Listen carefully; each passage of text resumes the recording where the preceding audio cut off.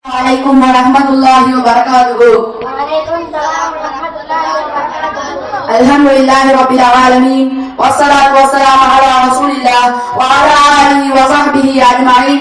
அல்லாஹ்வின் திருப்பெயரால் ஆரம்பிக்கிறேன். நான் இன்று உங்கள் முன்னால் பேச வந்துள்ள தலைப்பு என்னவென்றால் தொழுகையில் ஊசலாட்டத்தை ஏற்படுத்தக்கூடிய ஷைத்தான்.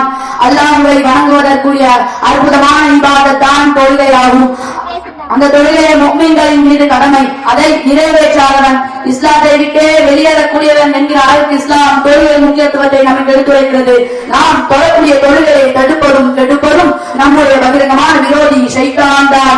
அந்த ஷைத்தான் அல்லாஹ்விற்கு சஜிதா செய்யவில்லை, கட்டுப்படவில்லை. அதே போல நாமும் இறைவனுக்கு சஜிதா செய்யக்கூடாது, கட்டுப்படக்கூடாது என்பதுதான் அவனது கொள்கை. அந்த ஷைத்தானின் பிரதானமான நோக்கமே தொழுகையை தடுப்பதுதான். அதனை பற்றி அல்லாஹ் நமக்கு எச்சரிக்கிறான். நிச்சயமாக ஷைத்தான் என்பதெல்லாம் மது, சூதாட்டம் ஆகியவைகளை கொண்டு உங்களுக்கு வறுமை மற்றும் வெறுப்பை உண்டு பண்ணி சுத்தமும்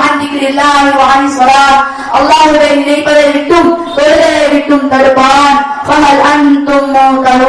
நீங்கள் விலகிக் கொண்ட பாவத்தில் இருந்து விலகிக் கொள்ள மாட்டீர்களா? இதுதான் முதல் நிலை.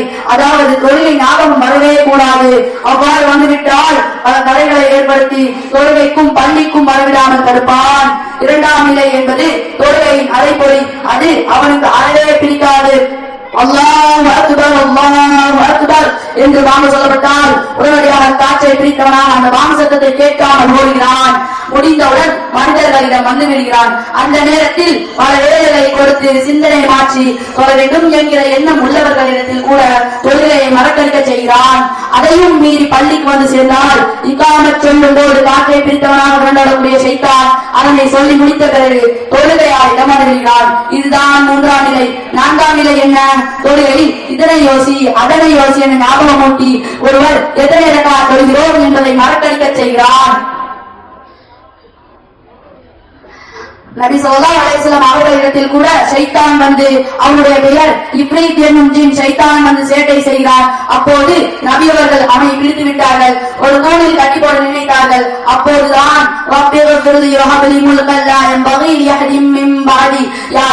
என்னுடைய பாவங்களை மன்னித்து விடு, எனக்கு பிறகு எவருமே அடைய முடியாத ஆட்சியை எனக்கு தந்தருள் என்பதாக சுலைமான் அலைஹிஸ்ஸலாம் அவர்கள் கேட்டது ஞாபகம் வந்தது. ஆதலால் அவனை நான் விட்டுவிட்டேன். நபி ஸல்லல்லாஹு அலைஹி வஸல்லம் அவர்களின் தொழுகையை கேட்க முயற்சி செய்தான் என்றால் நாம் எல்லாம் ஏமாத்திரம் என்பதை நாம் நினைத்து பார்க்க வேண்டும். தொழுகையில் ஷைத்தானின் குழப்பத்தை தடுக்க என்ன வழி என்பதையும் நாம் நபியவர்களிடத்திலிருந்து தெரிந்து கொள்ளலாம். உஸ்மான் இப்னு அபில் ஆஸ் ரலியல்லாஹு அன்ஹு நபியவர்களிடம் வந்து, யா ரசூலல்லாஹ், எனக்கும் என்னுடைய தொழுகையில் ஷைத்தான் வந்து என்னுடைய தொழுகையை குழப்புகிறான், நான் என்ன செய்வது?